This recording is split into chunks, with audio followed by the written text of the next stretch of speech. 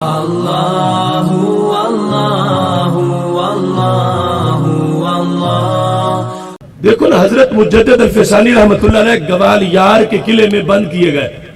بند کرنے والوں نے تو اس لیے بند کیا کہ اگر یہ باہر رہے تو یہ ہمیں بند کر دیں گے، لہذا ان کو جیل میں بند کریں۔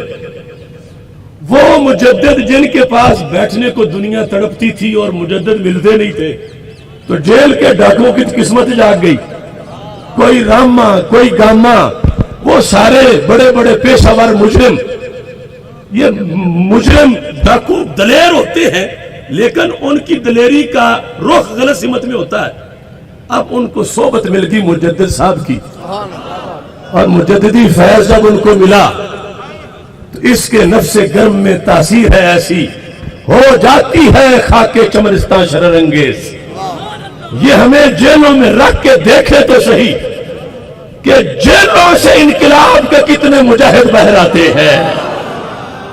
اب مجدد صاحب کے پاس جو لئے لوگ، مجدد صاحب جب باہر آئے تو وہ بھی رہا ہوئے۔ پہلے نام کیا تھا؟ گاما ڈاکو، پھر راما ڈاکو، پھر کیا؟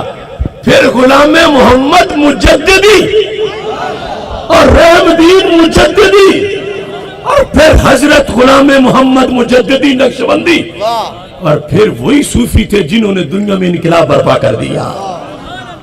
اس واسطے یہ تیاری فائدہ سب کا ہے، ہم سب کا فائدہ ہے، اس میں کسی طرح کا کوئی گھاٹا نہیں۔